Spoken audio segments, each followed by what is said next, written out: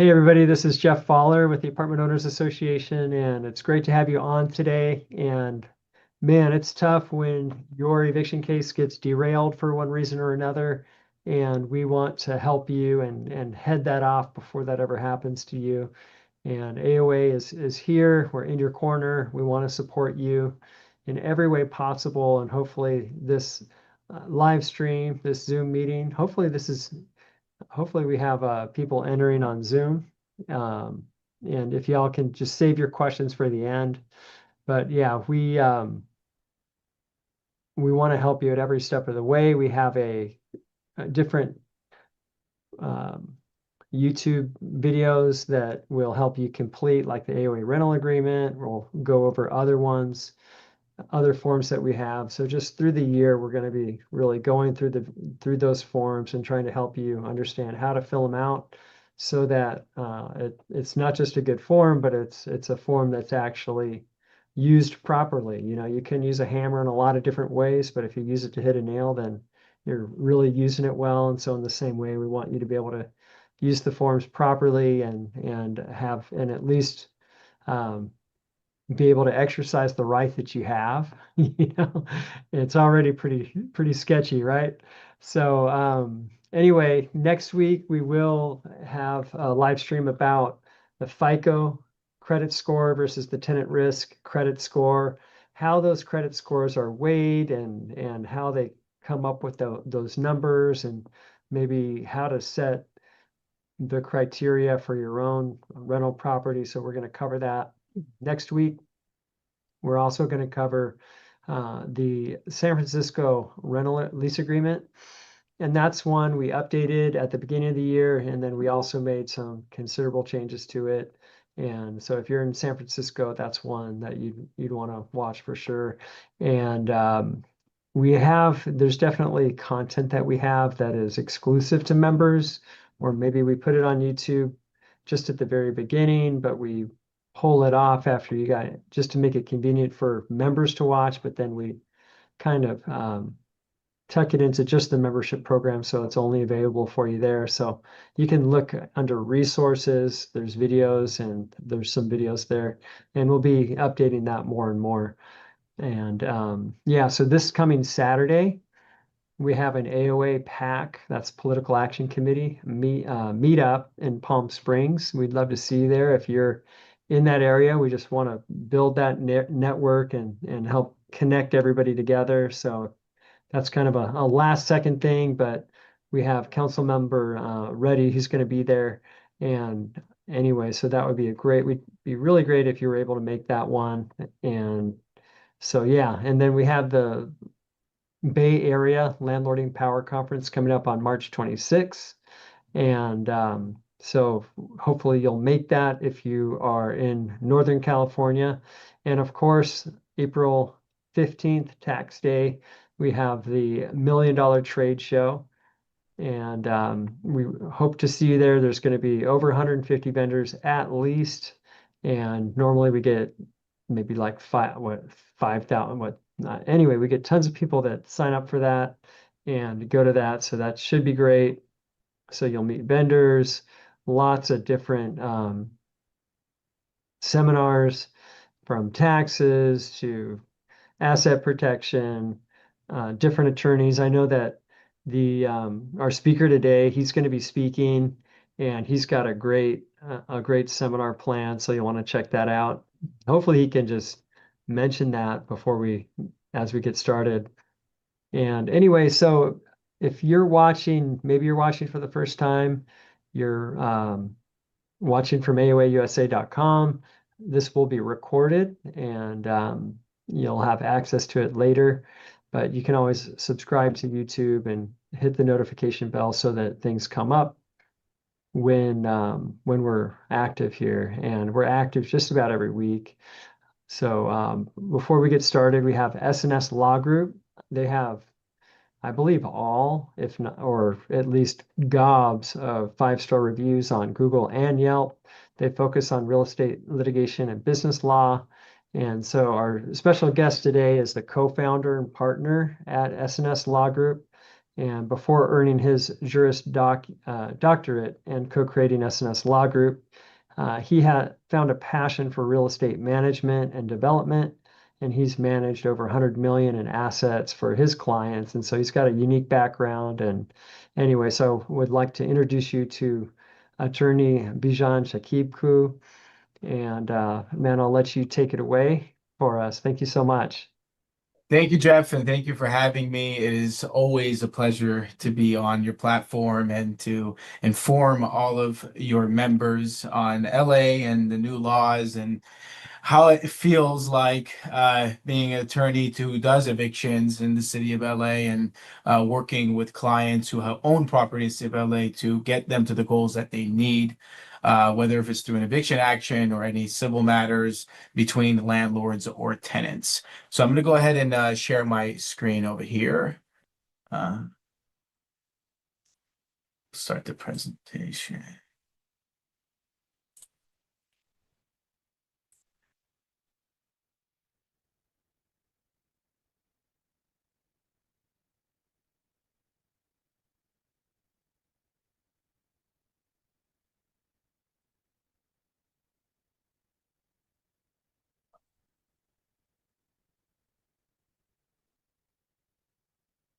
Okay. Well, There Jess, we thank you for go. the introduction again. My name is Bijan Shakibku. I'm a co-founder and managing partner here at SNS Law Group. Our primary practice areas of law is unlawful detainer actions. I process around 50 to 100 evictions a month at my office. We also handle real estate litigation, business litigation, a lot of habitability defenses for landlords. That's a very hot topic right now where tenants are filing a lot of actions for habitability issues. In addition to that, any property management disputes as well. Getting into today, which is one of my favorite topics to talk about and what really goes on inside the courtroom in LA and how the lay of the land looks like for attorneys who are filing eviction actions in LA and what landlords could do to be able to make sure that they have a smooth process through their eviction action without having any hiccups to the point where the case will need to be dismissed, or unfortunately, if it ever does happen, where you lose an eviction action. And just to give you guys a preface, anybody who does come to my office, who does want to commence an eviction action, I make sure I look through the case through a fine comb, make sure that all the I's are dotted and T's are crossed before any notices are being issued. And today we're going to talk about, where these slip-ups happen and where the technicalities come in, and as far as how tenants succeed in eviction actions, specifically unintentional waivers and technical traps, hidden compliance gaps, and how to protect yourself from lawsuits, which I mentioned earlier is a very hot topic right now, where tenants are filing civil actions against landlords, even in the middle of eviction actions, in order to gain an advantage to be able to disrupt the eviction. Getting into the unintentional waivers and the technical traps, two of the main issues that I see whenever I am handling cases for eviction actions is acceptance of rent after service of a notice, and then also a failure to enforce lease terms. And I'm going to get a little bit deeper into that. Um, Accepting payment after a notice has been served upon a tenant and after the notice has expired, specifically after it has expired. That is one of the biggest issues that I've seen that happen even during an eviction action, in which I retain a client, we issue a notice, we let the client know to no longer accept rent after that notice has expired. Because if you do accept any rent after a notice has expired, then it moots the notice and it renders the notice defective. The whole premise around providing a notice to a tenant is because what you're doing, you're terminating their tenancy. And if there's any rent accepted after that period in which the notice has expired, you're reinstating that tenancy, which means that your eviction action is at issue, and at that point it will need to be dismissed. So I have a lot of times I have clients where they would, the tenant would usually pay rent via Zelle or direct deposit. It's not in a way where they will drop it off at a mailbox or they will mail a check. If you do ever receive any payments after a notice has expired via Zelle or direct deposit, I will always ensure the client to make sure to make sure that they're up to date by always looking at their accounts to make sure that there's no rent payments that have come in. Now, we do know that via Zelle, you cannot block the individual from making payments. So anytime that a payment is made after the notice has expired, then I always request the client to go ahead and return that payment and follow up with a letter to the tenant, letting them know that their tenancy has been terminated and therefore we're no longer accepting rent. And it's very important to do that as quickly as possible. So the moment that you find out that there has been rent payment made after that notice has expired, you will have to return it immediately. So for example, in the event where if they Zelle it over and you don't have their Zelle information to send it back to them, then we can always do is write them a check with that letter and send it back. This is imperative for landlords to know because this could really cause a big defect in the eviction action, which would render it to be reserved. And in addition to that, for the eviction action to be filed again, which will cost you more time and money. Another thing that I want to make note that it doesn't matter the amount that's being paid. Even if it is a penny, you still have to give that payment back. You cannot accept any payment after that notice has expired. Getting into another topic, which is the failure to enforce the lease terms, which I've seen this happen a lot of times where, a lease would specify the date on which the notice is, on which the payment is due, the rent payments. For example, let's just say the rent is due on the first of every month. And there's been a consistent pattern of the tenant paying in the middle of the month. A lot of times, even though the lease agreement would state that the rent is due on the first, but there has been a consistent pattern of months or even years that the tenant pays rent late or pays in the middle of the month, that could be a detriment to your eviction action because what it does, it's kind of giving the tenant a defense claiming that my rent was never really due on the first. The landlord I always paid mid-month and the landlord always accepted it and it was never an issue, which is why it's so important to be able to make sure that you're enforcing the terms in your lease. In addition to that, when it comes to animals and pets or parking, if the lease agreement states that you cannot have animals and you've been on notice that there has been animals on the property and you have continuously accepted rent every month, knowing that these tenants, that the animals are on the premises, that could be considered a waiver. So for example, if you're coming to me and asking me to file an eviction action for an unauthorized pet, at that moment, I would ask you, when did you get put on notice of it? And if you come and tell me that, oh, I found out months ago, and my follow-up question to that would be, are you continuing to accept the rent, knowing that?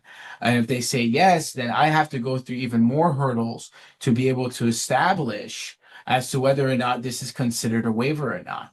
And that's even before a notice is to be issued. So just make sure that you're always enforcing the terms of the lease agreement because that could have a detrimental effect in the eviction action. And that's including with parking as well. If there is a no parking clause in the lease agreement and you notice that the tenant has been parking on the premises for some time now, that could also be considered a waiver. So that would be difficult for me to be able to commence any sort of eviction action, for example, for unauthorized parking, if the tenant has been parking there for a period of time.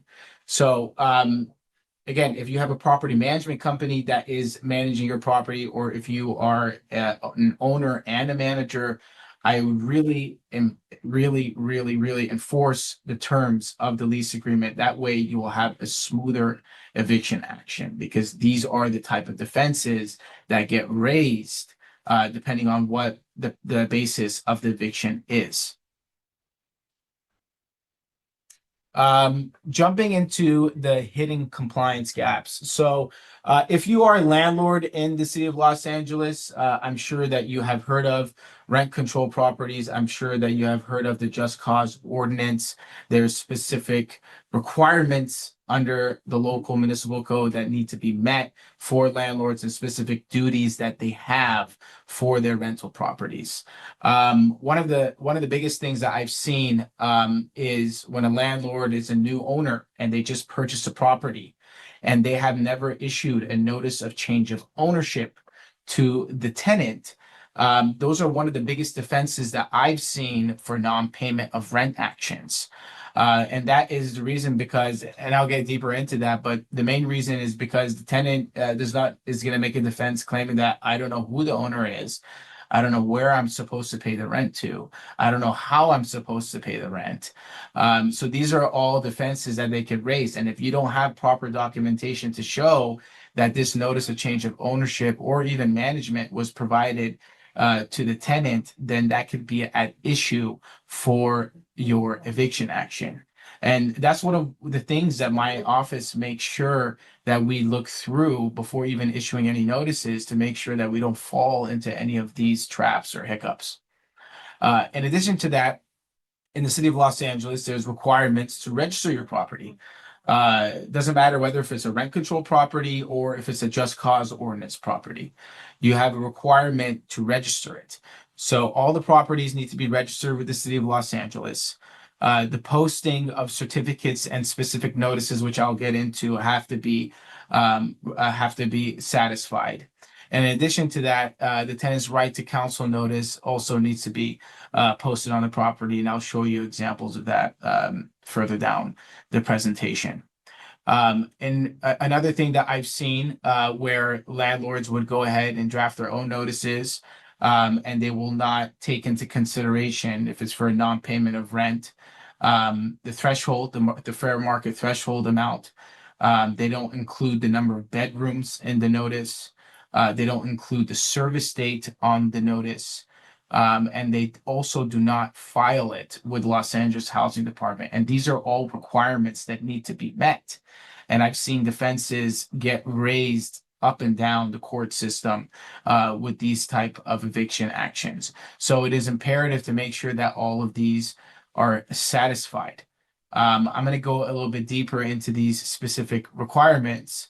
But I really want to have landlords get a better understanding of, eviction actions. They're no longer, when tenants succeed, it's no longer on the merits anymore.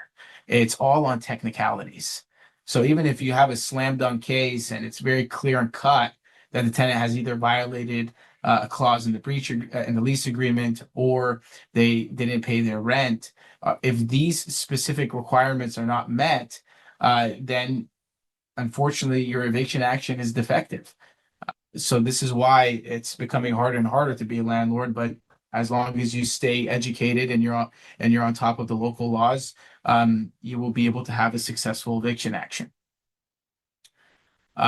Going back to notice of change of ownership, specifically within the notice, it must inform the tenant who to pay the rent to, where to pay the rent, when to pay the rent, and how to pay the rent. Now, if you are a new owner and you don't have experience in owning property in the city of Los Angeles, it is imperative to be able to have an association like AOA, or have an attorney to be able to advise you on all of these requirements that need to be met. The city of Los Angeles going back to the registration requirement, all the properties need to be registered in the city of Los Angeles. Doesn't matter whether if it's rent controlled or if it is a just cause ordinance property. There is specific certificates that need to be posted on the property and notices that need to be posted on the property. For rent control properties, there is a RSO certificate that needs to be posted. In addition to that, there needs to be a rent control bulletin notice that needs to be posted on there. And also the tenant's rights notice and a renter's protection notice. And I'll show you examples of that further. If these specific requirements are not met, then you are not allowed. You're technically not allowed to collect rent. The tenant can adversely file an affirmative action for treble damages. They are entitled to attorney's fees, and it is a dismissal of your eviction action. So always be sure to make sure that your property is registered and to make sure that all of the notices and the certificates are posted in the common area of the property. Now, I have some clients that have single family homes or condominiums. If you have a lease agreement, I would attach it as an addendum to the lease, or I would post it on their door and take photos of it to have proof that these notices were issued at one point. This is an example of the of RSO or a JCO certificate. So whenever you do register your property with the city of LA, you will receive a certificate like this. And this certificate, like I mentioned earlier, needs to be posted in the common areas of the property. So if you have a multi-family property, you can always put it in the mailbox area or the laundry room area, somewhere where if someone was to walk onto the property, they would be able to see it. This is the tenant's rights notice. Just like what I mentioned earlier, this is a 2-page notice. Unfortunately, on this slide, I couldn't fit both of them. The reason why I included this page is because I wanted to home in on the economic threshold fair market threshold. And the reason why is because this is imperative to know anytime that you want to issue a tenant a 3-day notice to pay rent or quit. That notice has to be able to abide by the threshold amount, meaning that depending on how many bedrooms the unit is the amount that the tenant will need to meet in back owed rent in order for you to issue them that notice. Now, you are always open to issuing a tenant a 3-day notice to pay rent or quit if it falls under the threshold amount. However, that notice will not be enforceable to an eviction action. So I have a lot of clients that have rent control properties that the tenants have low rents and they'll have to wait months until they can hit that threshold amount. But be sure to always keep in mind this threshold amount, because if you don't have this amount in mind and you're coming to me with a notice and saying, hey, I have already issued the notice and now I'm ready to prepare for an eviction action. If I take a look at the notice and I see that that threshold amount hasn't been met, then unfortunately that renders the notice defective and we will have to wait until that threshold is met. So always keep that in mind before issuing a tenant a 3-day notice to pay rent or quit. In addition to that, this notice needs to be posted in the common areas of the property as well. For rent control properties in the city of Los Angeles, this is the RSO bulletin. This bulletin needs to be posted on the common areas of the properties as well. And I'm sure that AOA provides this to their members. All of these notices I'm referencing here, besides the certificate, because that's to the owner themselves when they register the property, can all be easily accessible through AOA, which is why we are all blessed to have them here. Going into the next notice that needs to be posted in the common areas, which is the notice of right to counsel. This notice also needs to be issued to the tenant, not let alone to be in the common areas of the property, but it also needs to be issued to the tenant whenever you're serving any notices to the tenant, whether it's a 3-day notice to pay rent or quit, or a 3-day notice to cure or quit. Any notices that are terminating their tenancy this notice has to also be attached to it. So always keep that in mind whenever you are issuing a notice to the tenant, that this notice will need to be included. Going back to specifically 3-day notices to pay rent or quit, just like what I mentioned earlier with the fair market threshold amount, depending on what kind of unit it is, whether if it's a studio, they will need to owe more than either 1,856 or more. And then that goes down the line between the 1, the 2, and the 3 and 4 bedrooms. In addition to that, the non-payment of rent notice, pay or quit, it must allow the tenant 3 days, 3 business days. So when you're counting down on these notices, weekends and court holidays are not included. And also the day that you are serving the notice is not included in the time frame whenever it expires. So always keep that in mind if you are drafting your own notices, to make sure that you're properly counting the days on when it will expire by. The notice must also specify the bedroom count on there. Make sure you include the bedroom count on your notice. And in addition to that, which I've seen these mistakes happen all the time, is I have clients that would include late fees or other charges to the non-payment of rent notices. You cannot do that. You can only include the base rent. Another law that passed down in June, well, it's a case that passed down in June, which will have an effect to eviction actions, is that you will need to now include a service date on the notice. So the day that you are posting that notice on the tenant's door, it will that has to be the same day of the service date. If that date is not on there, then that would render a defect in the notice, in which the tenant can always raise as a defense in eviction action. And I've seen in court that tenants have succeeded in that. So always make sure that you're including the service date on the actual 3-day notice. One of the other pitfalls that I've seen in court is failure of the landlord to paying the security deposit interests. It is imperative, if you have a rent control property in the city of LA, that you need to pay your tenant the interest on the security deposit. You must inform the tenant on the timing of the payment, whether if it's going to be monthly or annually. And you must also inform the tenant of the method of payment, whether if it's going to be applied towards a rent credit, or if it's going to be applied towards a direct payment. Now, these are all the things that me in my office, before I ever commence any eviction actions, go through. Especially when it comes to security deposit interest, because when you're dealing with a non-payment of rent issue and you haven't paid the tenant a security deposit, in the municipal code, it clearly states that this is a clear defense to an eviction action. So make sure that you are paying your tenant your security deposit interest payments. And the city of LA, specifically the Los Angeles Housing Department, has provided landlords with the percentages. As you can see, from January 1st of 2026, for the year of 2026, it is 3.03%. And that's always just depends on what the inflation rate looks like. But this year, it's at 3.03%. So make sure that you're calculating the percentage accurately. And you can always obtain this through the city's website. Getting into strategies to protect yourself through a lawsuit. So I have a lot of landlords that always ask me, what can I do to be able to limit my liability?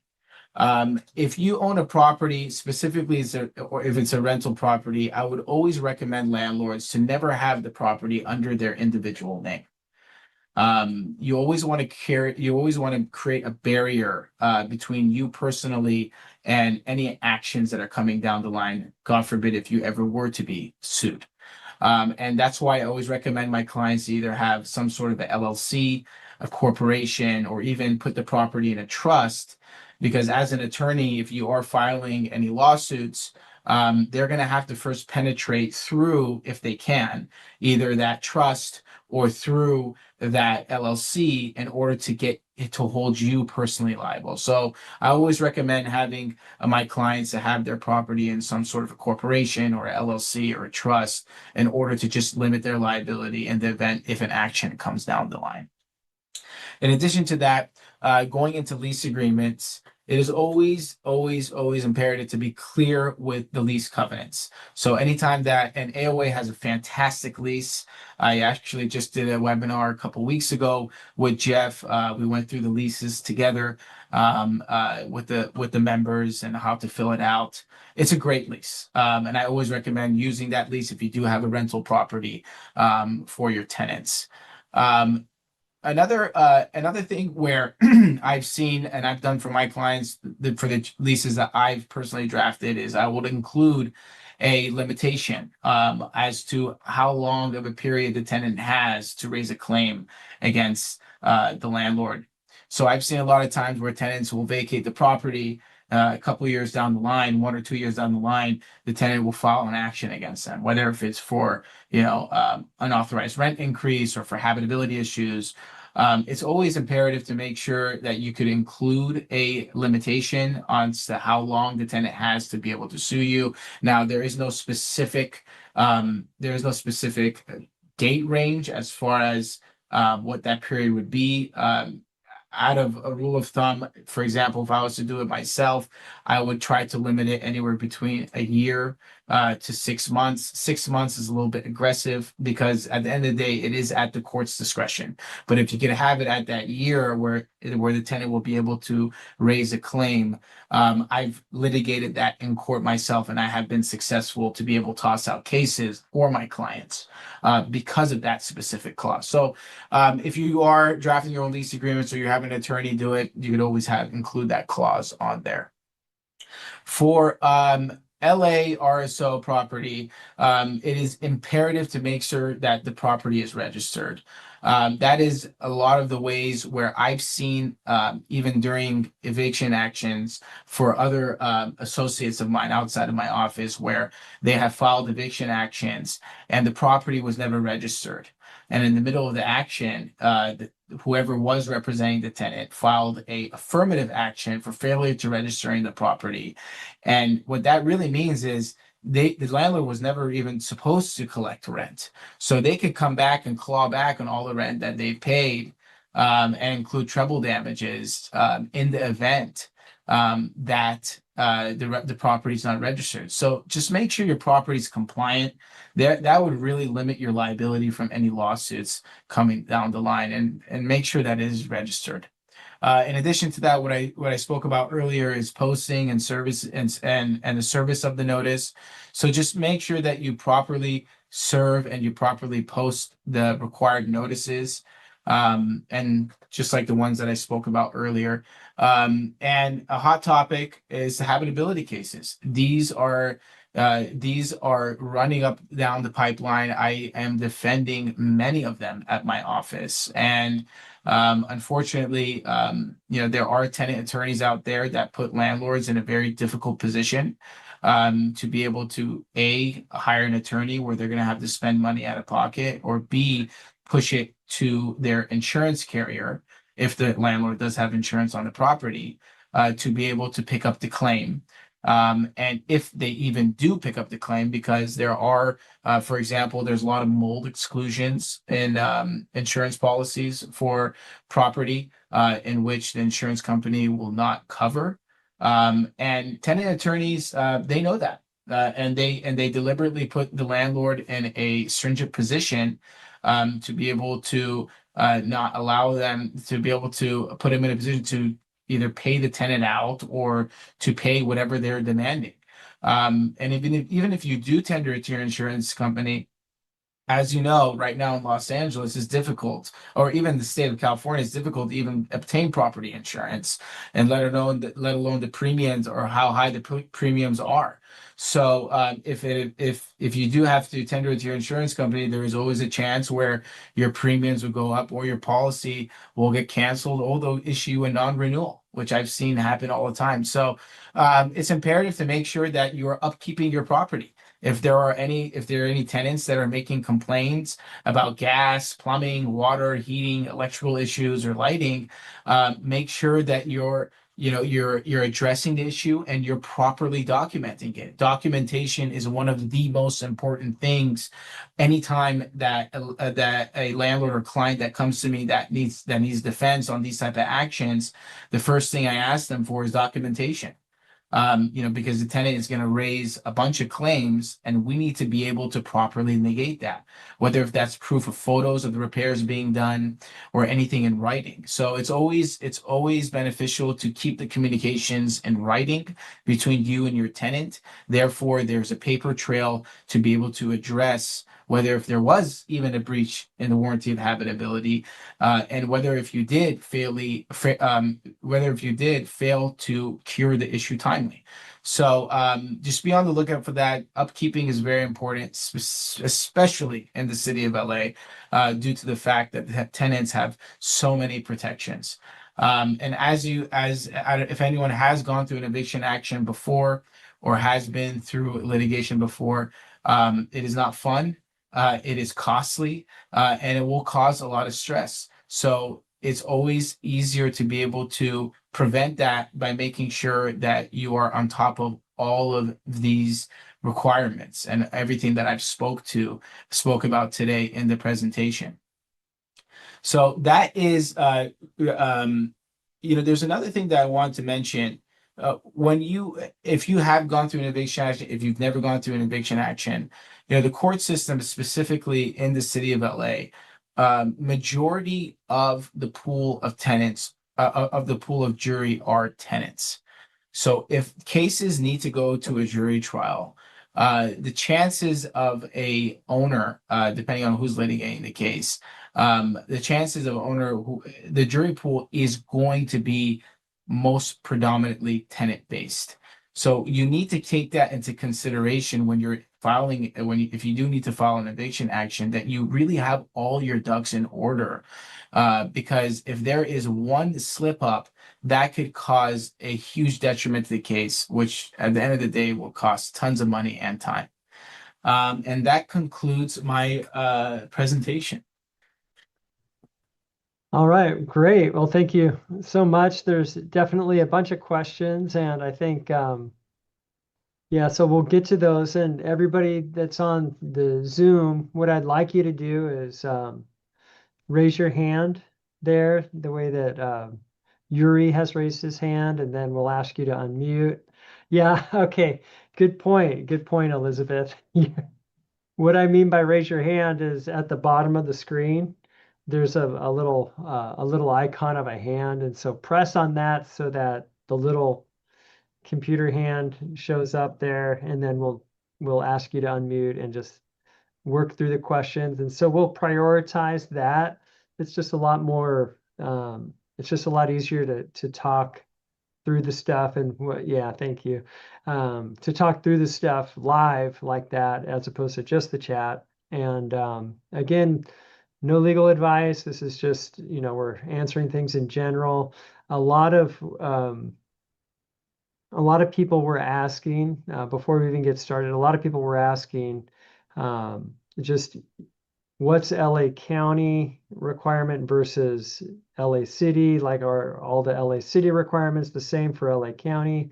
So that was a question that maybe you could just start off before we even get to questions. Just make the distinction. What of those different notices that you had out there are for LA County unincorporated as well as just the city of LA? So, in my presentation, I was mainly focusing on the city of LA. Right. LA County does have a very similar, they follow suit. A lot of the local jurisdictions, they follow suit with the city of LA. They have a couple of things that are a little bit different. But they do like, for example, they do have a threshold amount that needs to be met if you're issuing a 3-day notice to pay rent or quit. They do require you to issue whatever notices are issued to the tenant to be also filed with the LA County Business and Consumers Affairs Department. Um, for the most part, it's very similar. There's a couple of things that are different. LA County does also they also have a notice of tenants' rights to counsel notice. They also have one of those. If you do have questions in regard if your property is in the unincorporated LA County area, then you could always call my office or shoot my office an email, and we'll be more than happy to let you know what kind of requirements that need to be met, just to make sure that the property is up to date. And guys, I know it's a little bit overwhelming and there's a lot of different things going on there, but when you go into the forms section, like you log into your membership, we have city and county specific forms, like there's a grouping, so it'll be LA County or LA City of LA, or like there's a lot of people on this call and we cover the whole state. So city locally there's those things that are required, and we do our best to keep those up to date as far as what you need to be posting. And so just you can always log in and see what different notices are there, and some of these things they change like twice a year, like that threshold, all these different things, they can even change frequently. So, I mean, it is not an easy task, but here we do have a lot of questions lined up. So I want to like go ahead and get into those. And I see Nancy going to ask you to unmute. And if you show your beautiful smile, that would be great too. But if you're still in your pajamas, we understand. Hi. Hi, Um, Nancy. so I had a question regarding security deposit. So I wasn't aware that security deposit had to be paid. So how do Mhm. you go from now like not paying at all? And I do have everybody's security deposit in separate bank accounts. So they Mhm. they are accruing some sort of interest in the bank account. So how do you move forward from then or at this point right now? Yeah, so what I would do is, and I know it's a lot of tedious work, and you'll be surprised how many landlords are in the same exact position as you, where they've never done any payments on the interest of security deposit. And I really want to home in on, the property. This is pertaining to rent control properties in the city of Los Angeles. So if your Only. property is rent Yeah. control zero of Los Angeles, then you're going to have to go from the inception of the tenancy. So from the moment that the tenancy has began, and then calculate those numbers, which is why the form that I mentioned, that I showed earlier in my presentation, you could see all of the percentages that were supposed to be provided to the tenant, and you calculate it from there. I see. Okay, so you have to use, and that's an LAHD form, correct? Like that they have the percentages. Is that one Yeah, that? yeah, yeah. Okay. Okay, so how about if say if you, well, my question is like, so since I have my, these security deposits in a bank account and they're not earning as much interest as LAHD is, wanting you to give, so then you're pretty much having to come out of pocket to pay these fees. Mhm. Yeah, I mean, you like I said earlier, you could apply it towards a rent credit, Okay. or you could give them a direct payment. So Okay. if they had it in that dedicated account, you can't use that as a alternative measurement. From my understanding, if it is in that, it depends on what the percentage is. Which is why if you take a look at what I provided in the presentation, there's specific percentages Yeah. that need to be applied depending on the inflation of it. So every year is different. And I don't know the account that you're keeping it in, if that is the same, if the percentages are lining up. Maybe it So will. I'm not sure. if it doesn't line up, then it's not. Okay. Thank you, Yeah. Nancy. If you could lower your hand and we'll get you muted and everything. All right. And then Patricia, you can unmute yourself and Hi, thank you so much. I have a couple of questions. First one is super quick. Mhm. So if I allowed, so I let a tenant leave after 4 months on a 1-year lease, and just because it wasn't working out. And do I pay him interest on the security deposit? Did you ever provide the tenant with a itemized breakdown of the security deposit? Well, I never deducted anything. You never, but did you provide them with that itemization within the 21 days? I wrote a letter, yeah, Okay. but I only said, okay, anyway, it's a more complicated issue, but I just said I wasn't deducting anything. Yeah, I mean, well, to answer your question, well, the law requires you to provide it, right? And then whether if Even for it's 4 months, right? whatever that period of the tenancy was. So it doesn't matter if it was for 4 months or if it was, for 1 year, whatever the period of that tenancy was, you have to be able to provide them with the security deposit interest. And he's no longer in possession, or is he He's still no in longer in possession? possession, so I can send it to Yeah. him.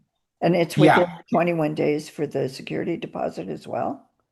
Well, it goes hand in hand, right? Because the way it reads is upon termination of the tenancy. Okay, So, once a tenancy has been terminated, and it could be argued that once they have vacated, or you could always implement it within the security deposit itemization and offset it. But I would make sure that you do provide them with that if it didn't happen. Now, is the tenant going to come back and make it an issue? Nobody knows. Is it easier to be able to just make sure you get it out of the way, just in case if something does no, come down the pipeline, yeah, it's depending not on a the big deal. relationship? It's always better to be safer than sorry. So then, and then my other question, I'm really confused about the rent registration because I own some single-family homes. They are not rented. Mhm. I've been getting these notices to register them. I can't get through to house. I've called housing multiple times to find out what I need to do. So am I registering as JCO If it property? is, And if one it of is, them I'm living in. So. well, obviously the registration requirement, it needs to be registered. But when you are registering, they do ask whether if the property is rented or whether if you're owning the property for yourself. If you're living the property and you're the only tenant in there, or you're the only individual on the premises. So it really applies towards any properties that you're renting. And the way that you'll register it in your circumstance, because they're single family homes, every single family home, I'm assuming, is going to be a just cause ordinance property as a JCO. So it's okay to say it's a JCO, Well, even my well, home. if it is a single family home, yes, it is. Now, I don't Okay. have the exact address, Yeah. No, because I some took are, nothing. yeah, And then yeah.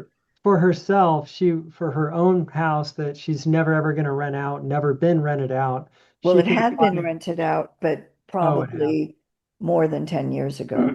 So I wonder if she can file for an exemption with the county tax You assessor or whatever. definitely, you could definitely file for an exemption.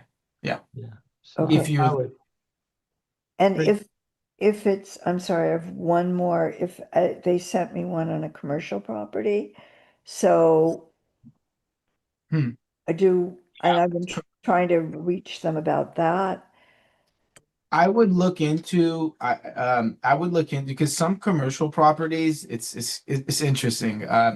But I've done cases where a commercial property would hold an RSO status on it, where it would say it's a rent control property, even though the zoning is commercial and there is no residence on there. It's not like there was a house or an apartment building. So I would double check with the city to first understand what kind of zoning, and also what kind of under housing, whether if it is considered residential or not. Okay. Typically, commercial properties are not under the JCO. Right. Okay. They're completely exempt from the JCO. They don't apply to it. It's only for rental properties, for residential properties. Okay. Great. And Okay. then if you could mute yourself and put your Oh, hand yeah, down if so you're all sorry. done. Thank you so much. Yeah, thank you. Thank you. And yeah, one thing that a question I had for you, like in the AOA rental lease agreement we have there's no waiver, that clause that we have in there. So like if they've haven't been enforcing things, yeah, that clause is in there. Does it just mean that you're gonna have to you're gonna have to spend more hours and so their bill's gonna be higher? Is that what that means basically? Yeah. All right. There are, yeah, I mean, there's always clauses and agreements that are always getting argued, right? That's why it's important to be able to make sure that you are enforcing the lease terms. So, have I seen attorneys in court argue? Have I argued myself that there was a clause in the lease agreement that says that it's not considered a waiver? Yes, but again, you're going up against a judge and a jury who are tenant favored. So it's going to come down to their view of the case and to their discretion, unfortunately, even though the law and the terms of the agreement state otherwise. So that just causes more time and fees of me arguing it, correct? All right. Betima, I guess, if you could unmute yourself. Thank you. My question has to do with the interest rates on the security deposit. If a tenant has been in the property for 7 years, do you add up all the interest rates and send them one check like now, or do you? Because I used to refund the interest with the security deposit after the tenant left. I always well, you're supposed to do it either monthly or annually.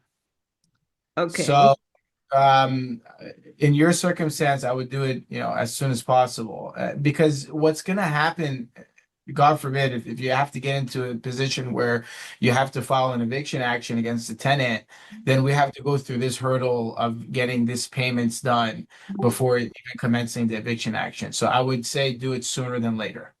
Okay. Thank you And very much. And one of Yeah. the other, someone in the chat, they wrote, you can use actual interest rate if you provide proof to tenants, such as a bank statement or a bank letter. And I've heard that before. Yeah, yeah. Yeah. I So, have to, and I think that individual who did put that up is correct, and because there was a specific, I remember reading it. There was if it is in an interest bearing account, then that would be sufficient. I remember reading that. okay, Silvina, if you could unmute yourself. Hi, this is Martin. I'm Sina's husband, but she got it set up for me. So, okay, I got a questions regarding your presentation. One of the things you indicated is to add a clause to limit the claim for 1 year after termination of tenancy, for example, right? Can that clause be added to the standard AOA lease agreement so it becomes a standard thing for everybody? Yeah, that's kind of a question for me, right? Yeah. Well, both of you. I got you both on the hot seat now. Yeah. Oh man. Yeah, that's something we'll have to, if you're willing to help me with that. Yeah, Jeff, me and you, we could talk internally about it. Right. Again, I've seen landlords modify template lease agreements before. It's always better to have an attorney do it because it needs to have specific language. Yeah. In regards to including it in the AOA leases moving forward, me and Jeff, we could talk about that. Excellent. Okay, So- what about this thing? You also specified that when we're going through a 3-day notice to pay whatever after they're done with the threshold and everything, right? What happens if you collected money before and you use that money to pay for late fees? Because usually it's not a clean cut payment or non-payment. Tenants start becoming late in the payment, then they pay partially. So it becomes kind of blurry. So is there anything in the lease? I'm going again to the lease for you two guys. Is there anything that we can put on the lease that the landlord has the option to apply the payment received to cancel late fees, to apply to, I don't know, a payment for the last month or the previous month. Is there anything that can be added in the lease to clean that up? I don't have the lease in front of me, but I understand where your question is coming from. But when I was referencing the amount that needs to be put on the 3-day notice, that is only pertaining to the base rent. So no late fees could be included in that. So if you're baking in late fees towards the non-payment of rental amount, that cannot be done. You have Oh, it no, no, has but to. So let he's me talking clarify. about he's Let me talking about clarify. applying the payment. So like let's say someone gives him money, but there's late fees, there's other charges. If they don't specify what they're giving that money for, is he able to apply it, or does it always have to go to the rent or? It always has to. So what you do is you first satisfy the amount that's owed on the rent. And then if there is excess, then obviously you could give the tenant a notice letting them know that that excess that's being paid has to be applied. That's going to be applied towards a late fee, which is why I is an imperative. So anytime a tenant, and going back to enforcing the lease terms, anytime a tenant is late, meaning if they have not paid after the third day, depending on what you put in the lease, they will incur a specific percentage in late fee. You have to put them on notice of that every month, saying, hey, by the way, you're late this month. You have incurred so and so in late fees. Okay, can that be changed in the lease agreement, saying that the landlord has the option to apply funds received to the late fee first and then rest to rent? I think that's more of a question. I have to take I mean, for me, if you're asking me if you could do as a landlord towards your own lease, yeah, of course you could do that. But again, that's something that me and Jeff will need to speak about internally to see how we could, if we do, or how we would be able to change the language in there. Okay, both of you got 2 assignments now, huh? Thank you, guys. It's all for the better, right? Basically, to make your life easier once we have to go to court, right? If the lease is better, right, it helps. Mhm. Okay, All right, thank yeah, you, guys. I have thanks. another question for the end of the meeting. Thanks. All right, so Susan, and then if you could mute yourself, that'd be great. And then Susan, go ahead and unmute yourself. Yes, hi. Can you hear me? Yes. Perfectly. Okay, great. Thank you. This is very, very, very informative. Thank you so much. So we have a single family home in Woodland Hills Mhm. and it's a JCO. Is there, number one, a posting for that? Not just, it's not an RSO. Yes, there is. So you still need to post a certificate. But again, it's a single family home, right? I mean, you can't just stick it in in a common area because there is no common There is no areas. common area, right? Yeah, yeah. So the requirement for posting is the tenant protection notice. Mhm. In addition to that is the JCO certificate. So what I like to do a lot of times, I would advise my clients to either include it as sort of an addendum towards the lease agreement, or even mail it to the tenant with proof of mailing, or post it on their door and take a photo of it. That way you have proof that it's been provided to the tenant. Yeah, so the you're talking about that posting with the 3 or 4 pages, right? Like the tenant protections from LAHD. Is that the one? Correct. Okay, so we posted that and then when we went back to fix a sprinkler or something, I Done. didn't see it there anymore. Yeah, So which is why I say take a photo of it. okay, so the photo is okay to show that we did post it and it was there. Correct. I don't remember receiving anything for the JCO registration. Does that come in the mail or do you have to print it off the website or what? It's typically supposed to come through the mail. Again, you're dealing with a governmental agency, so they're not, very quick, and they're not. Yeah. Sometimes mistakes happen. So you could always create an account online, in which with that account, it would allow you to be able to print out the JCO if they have the certificate ready. Okay, so that's a must, even if it's Correct. JCO. Okay. And my last question is, because it's a JCO and we have their deposit, do we owe them interest on that property too? It's not an No, RSO. the interest on the security deposits only apply to rent control properties Okay, so not In on Los this one. Angeles City, city of LA, and the right? city of Los Yeah. Angeles, correct, to be Yeah, exact. so this Woodland Hills is considered city of LA, but because it's a single family home and a JCO, it does not apply. That's correct. Oh my God. Thank you so much. Thank you. If you can mute All right, and yourself too. thank you. I will. Yeah, great. And all right. Hello, iPhone. Oh, can you hear me? We can hear you, yes. I got two quick questions. First question is, do you have a flat fee that you charge for uncontested lawsuits versus contested lawsuits? No, I do not. All my cases are on a retainer basis. Because the days of uncontested and contested are long and gone. Majority, I want to say about 80% of my eviction actions are contested, and that's just because of all the resources that the tenants have now. And in addition to that, when you are issuing notices to a tenant, you're also providing them a tenant's right to counsel notice, and on there it says what their rights are and what resources they can reach out to be able to help them with the eviction action. So I don't do that. I don't do flat fees. So you charge hourly. Correct. What would that fee be? So on an eviction action, we take a 5K retainer up front. And my hourly rate and my partner's hourly rate is at 550. My associate attorneys who work under me are at 500, and I also have my law clerks and paralegals at a lower rate.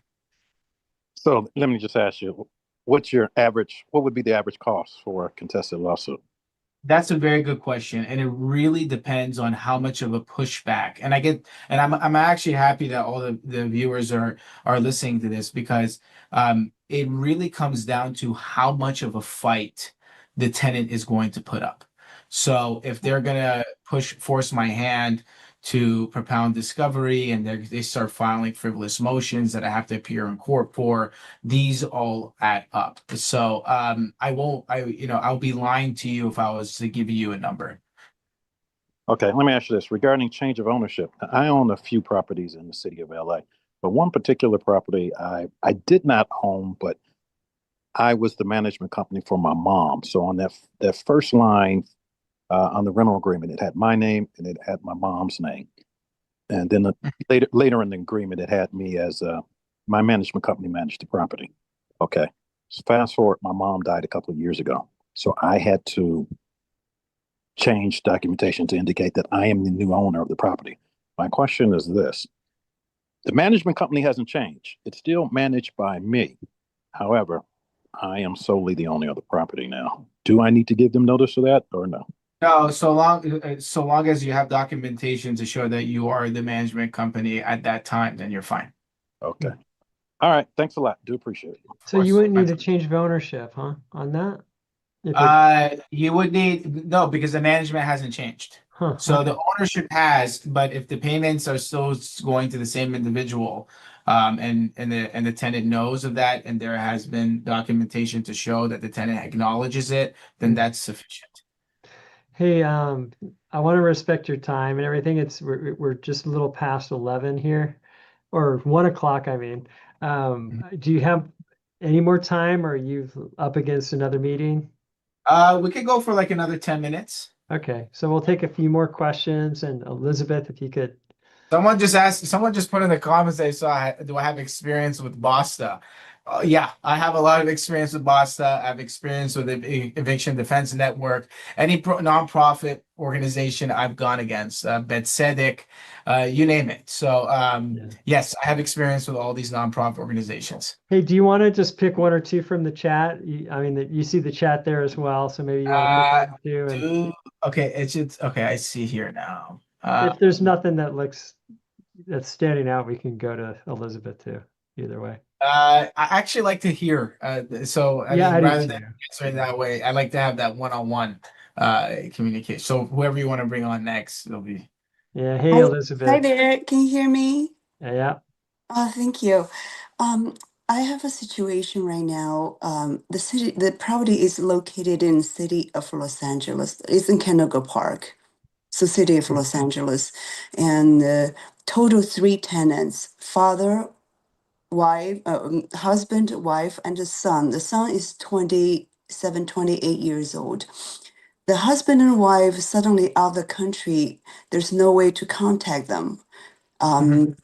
Both of them just vanished out of the country, and the son left behind to stay in the unit, have no idea the finances, what to do, and just getting sick, and they March rent is not paid.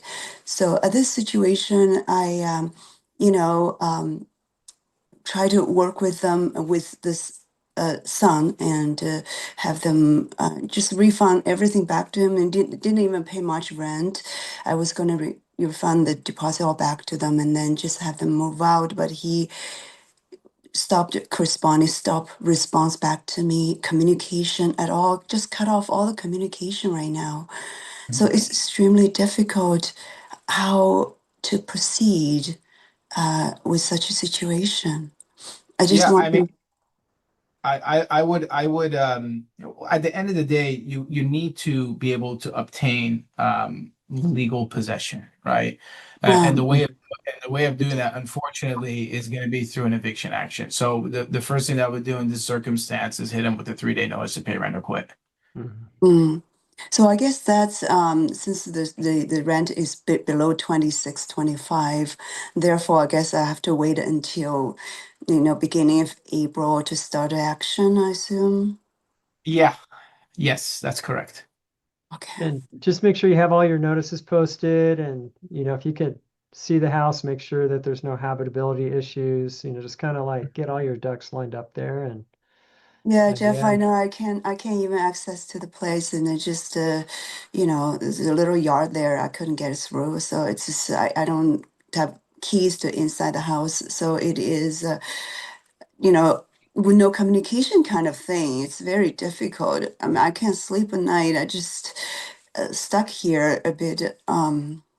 Uh, How many bedrooms is the home? it's only 2 bedroom, 2 bath. What's the month? How much is owed? It's 2350. oh my God. Wow. Uh, Yeah, yeah, I I mean, mean, that's the cleanest way to go. There's nothing more cleaner than a non-payment of rent case. So yeah. uh, if you just do it that way, that's what I would. Unfortunately, yes, you're gonna have to wait, another 2 weeks. But once April 1st hits, um, or mainly the second, if the rent is due on the first, then I would hit him with a notice. I see. Well, I would hope that the best is that he can communicate, and I just, I understand humanity and I have compassion for humans, but it's just really hard when everything's cut off. There's nothing, no communication at all. That's the most difficult part. Obviously, that Yeah, doesn't. and it's interesting, and I like the fact that you brought that up, right? I have a lot of clients, just like you, where they don't want to go through an eviction action. They want to get, act in good faith. They want to see if they could be able to work it out amicably. It really depends on the relationship between the landlord and the tenant. In addition to that, if you ever have a doubt that they're actually going to vacate or not, or whether if they're going to comply or not, you have to keep in mind that eviction actions, they don't, these aren't actions that, resolve very quickly. It could take anywhere up to 3, potentially to 6 months until the sheriff comes out, until you gain legal possession. So that's why I always, recommend, if you're seeing that this is not getting anywhere, it's easier to be able to address it sooner than later, because when you go through an eviction action, you're going to have to pay an attorney. You're not getting rent for those months. So you're going to continue bleeding through that. So I have clients that come to me, they say, oh, I want to give the tenant a chance. I want to give them a couple months to see if they're going to bounce back. And all of a sudden they don't end up bouncing back. And then your hand is forced to file an eviction action.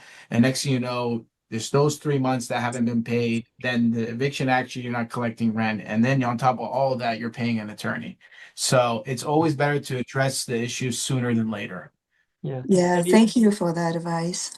and Yes, even for their own sake, like if they're having a hard time with 1 month rent, then 2, 3 months You already rent, know. it's that much more difficult for them to pay too. So, yeah, it is quick. obvious. It is obvious that Yeah. he is not capable to pay rent by himself without the parents.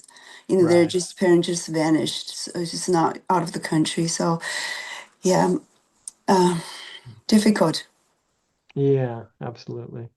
Well, thank you so much for the advice. Of course. Appreciate you. My pleasure. All right, one last one. Let's do one last one. Okay, see if you could unmute yourself, and it's so much more engaging if we have some video of you. But if you're up for it, go ahead. Yeah. Hi, I can't get my video up, so I'm No, so sorry. no But worries. anyway, I just really quickly, just a follow-up, I guess clarification for me from Susan's question regarding JCO and RSO. I have a JCO that I've been, I got the certificate and everything, but it is a single family residence. And of course, you mentioned it's hard to post it. Exactly, that's the case. So you recommended going ahead and mailing it. But I also, just to clarify, do I also mail the TPNs that you talked about? And could you please name off the 3 TPNs that I believe you had posted before? So if it's a JCO property, there needs to Mm-hmm. be the certificate that's provided. There needs to be the tenant protection notice that's provided to them. And then also the right to counsel notice. Right to counsel. So the TPN notice, what is it just called TPN? Is that what it's called, or is there other names They, for that? they call it a tenant protection fact sheet. Fact sheet. Okay. Yeah. All right. And then I can just mail it or maybe certify mail it just to protect myself? Mail it, post it on the door. If it's a new tenant coming in, you can include it as an addendum to the lease agreement. Just some sort of proof that it was provided to them. Okay. Yeah, I'm too far away to be able to post it on the door. And it's like just the front door. It's a single family residence. So it's pretty hard to like just throw something on the door. It almost looks like you're being, I don't know, foreclosed on or something like that. So, but mailing it should be good enough, you're saying. Do you Yeah, think but I make sure need to you have have a paper trail of that, like a certificate of mailing or anything? Yeah. yes. Okay. Yeah, make sure it doesn't need to be certified, but just to have proof that it was mailed. You have documentation that it was mailed. Okay. And then the fact sheet I could probably get through the AOA site. Is that correct, Jeff? All of them are there. Like there's Los Angeles, and there's a long old list of things there, so you'll be able to see what you need to post. One Okay. thing I'm a little concerned about. The ordinance says you have to post it in a conspicuous location. So, I Mhm. mean, I just fearful that might not work in court. So could tell me about your experience, So, Bridget, just because I'm so like, help I me. have I have litigated this for single family homes in the past. Mhm. Um, Majority of the time, the issue won't even come up, whether if it was posted or not. But whenever I do show that there was proof that it was mailed, or if it was posted on the door and a photo was taken of it, or if it was included in the lease agreement, I've never seen a judge or even the jury try to toss a case out that way. So even though the rule or the law states that it has to be posted in a conspicuous place, um, a lot of judges and juries, they understand that the way that the property is situated, you can't just leave it on there. Now, which is why I always say, out of the abundance of caution, to have that paper trail, and to also, my first preference is to post it on the door and take a photo of it. That already establishes the fact that it's on the common area of the property. Now, tenants take it down all the time, but so long as you have proof that it was up at one point, I could overcome that burden easily. Yeah. And Final question. So yeah, go sorry, for do you it. mind before I forget? Can I email it? Because we correspond by email. Can I just scan and email it over to him and send him a notice that way? providing them with the notice, yes, but I would still try to somehow be able to either get it on the property if you can, because Okay. it's really it's I haven't ever seen it in court or even in cases that I've litigated that if it was mailed or emailed, there was that issue. But again, you never know, right? It's Yep. always up to the discretion of the judge and the jury and how they're going to formulate it. But Okay. a lot of it really comes into play for rent control properties, but for JCO properties, which are usually condos or single family homes, just try to get it up there. Just try to Okay. post it on the property and take a photo of it. So maybe Okay.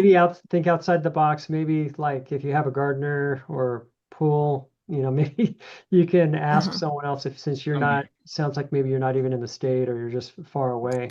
Maybe you could mail them a packet with everything that needs to be posted and Yeah. Yeah. pay them a little I'll extra go or ahead, something. figure something out and then, Yeah. but that's good to know. Okay. Thank you so much for your time and taking my call. Thank you. Right, of You course. got My it. And pleasure. Edrin, Bye-bye. thank you so much, man. I mean, Bajan, hello. Of course. No, I mean, it's always a pleasure. People get us mixed up all the time. Don't worry. No, it's not even a mix-up. I don't even know why that came out of my mouth. But anyway, really we're thankful for you. The 15th of the month we usually have or mid-month we have a newsletter that goes out. So most of you should be on that list. And hopefully I don't know if you'll be able to get to those questions in time, but we'll try to incorporate into the mid-month newsletter. We will. have like stuff that you need to know in there and a bunch of just a bunch of news that you'll want to have, but also we'll put a link to that as well. And anyway, just appreciate you again. Thank you, And Jeff. thank you everybody. And I apologize, like we just never can get to all the questions. And so apologize for that and on YouTube as well.